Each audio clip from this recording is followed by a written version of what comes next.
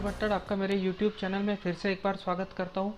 आज हम बात करेंगे हिस्टेरिया के बारे में, जिसे हम डिसोसिएटिव डिसऑर्डर या कन्वर्जन डिसऑर्डर के नाम से भी आज जानते हैं। यह एक काफ़ी प्राचीन समय से हमें पता लग चुकी हुई बीमारी है, इसीलिए इसके इतिहास के बारे में हम आज बात करेंगे। हिस्टेरिया यह एक ग्रीक शब्द हिस्टेरा से लिया हुआ शब्द है, जिसका मतलब होता है यूट्रस, या हिंदी में कहे तो गर्भाशय। सबसे पहले इसका वर्णन हमें इजिप्ट के अंदर पाए हुए पांडुलिपियों के अंदर देखने को मिलता है। इजिप्ट के लोगों का यह मानना था कि यह बीमारी हमें तब देखने को मिलती है जब गर्भाशय अपनी जगह छोड़ देता है और ऊपर की तरफ बढ़ने लगता है। अब गर्भाशय यानी ऑब्वियसली सिर्फ हमें महिलाओं के अंदर यह बीमारी देखने को मिलती है, ऐसा पुराने ज़माने में लोगों का मानना था। इजिप्शियंस के बाद में हमें देखने को मिलता है ग्रीक कल्चर। ग्रीक लोगों ने भी यही माना कि जब भी गर्भाशय अपनी जगह छोड़ देता है, यूट्रस अपनी जगह छोड़ देता है और ऊपर की तरफ बढ़ने लगता है, तब हमें हिस्टेरिया के सिम्टम्स देखने को मिलते हैं। लेकिन इसके साथ में उन्होंने और दो चीज़ें ऐड की। एक तो लड़कियों का जल्दी शादी ना कर पाना, या फिर दूसरा लड़कियों का फ्रिक्वेंटली बच्चा पैदा ना कर पाना। एक ग्रीक फिजिशियन ने तो इससे रिलेटेड यूट्रेन मिलेनकोली यह टर्म भी कॉइन किया है।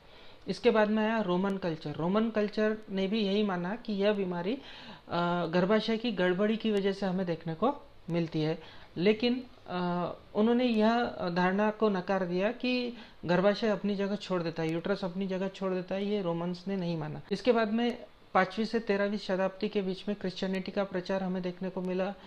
धर्मगुरु लोगों को बताने लगे कि जो तकलीफ़ों का सामना इंसानों को करना पड़ता है वह उनके पापों की वजह से है, और साथ ही साथ इसी के साथ यह भावना भी लोगों के मन में उन्होंने दृढ़ कर दी थी कि हिस्टेरिया यानी भूतों का या शैतान का कब्जा जब शरीर पे हो जाता है तब हिस्टेरिया हमें देखने को मिलता है।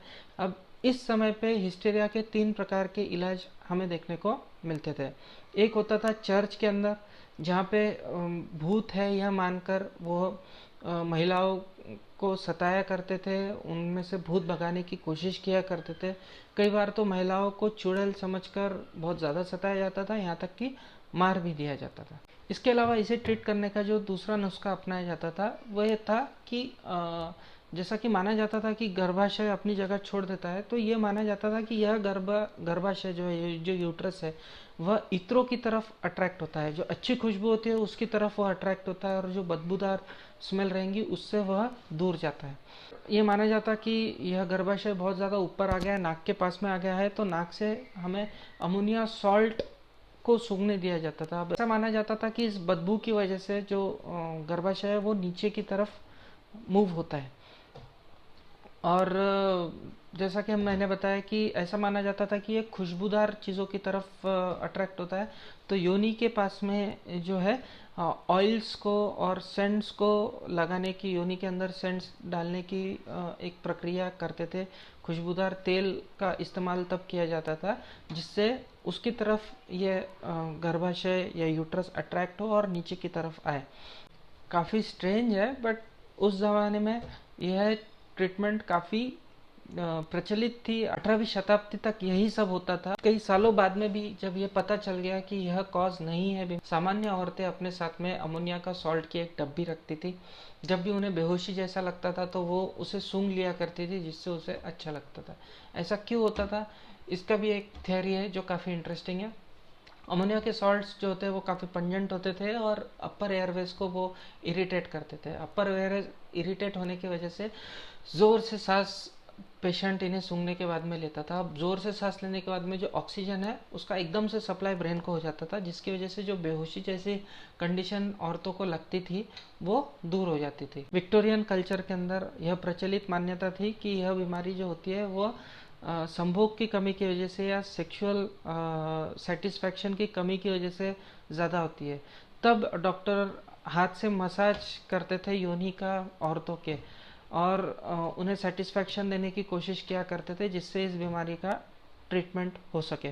धीरे धीरे इसके साथ ही इलेक्ट्रिकल वाइब्रेटर्स का भी इजाद इसी दौरान हुआ। इलेक्ट्रिकल वाइब्रेटर से औरतों को शारीरिक सुख की जो कमी महसूस होती थी उसकी पूर्तता की जाती थी, और माना जाता था कि इसके साथ हिस्टेरिया का सफल इलाज हो जाता है। इसके बाद 1890 के दशक के आसपास सिगमंड फ्रॉड नाम के एक साइकोलॉजिस्ट ने यह सबको कन्विंस किया कि यह न्यूरोलॉजिकल बीमारी है, ये फिजिकल बीमारी नहीं है, यूट्रस का या गर्भाशय का इससे कोई लेना देना नहीं है। साथ ही साथ यह इस धारणा को भी कि यह सिर्फ औरतों में ही होती है बीमारी, इसे भी इन्होंने तोड़ा। इन्होंने बताया कि औरतों में और मर्दों में दोनों ही लोगों के अंदर यह बीमारी हमें देखने को मिलती है। लेकिन सिगमंड फ्रॉइड का भी यही मानना था कि यह बीमारी संभोग की कमी की वजह से हमें देखने को मिलती है, जो कि पूर्णतः गलत है। इसके बाद में जैसे जैसे न्यूरो साइंस का डेवलपमेंट हमें देखने को मिला, वैसे वैसे आज हिस्टेरिया इस शब्द को, इस डायग्नोसिस को निकाल दिया गया है। इसकी जगह डिसोसिएटिव डिसऑर्डर या कन्वर्जन डिसऑर्डर यह बीमारी हम कंसिडर करते हैं। यह था इस बीमारी के इतिहास के बारे में। अब अगले एक और वीडियो मैं बनाऊंगा जिसके अंदर इस बीमारी का मॉडर्न आउटलुक क्या है, इसके एग्जाम्पल्स क्या है और इसकी लिए कौन कौन सी होम्योपैथिक दवाइयाँ हम दे सकते हैं, इसके बारे में मैं बताऊंगा। आपको यह जानकारी कैसी लगी और इसका जो फॉलोअप वीडियो है जिसके बारे में मैं इसके मॉडर्न आउटलुक के बारे में बताऊंगा, वो आपको कब तक के चाहिए यह मुझे मेरे कमेंट सेक्शन में लिख के बताइए और प्लीज़ मेरे चैनल को सब्सक्राइब कीजिए।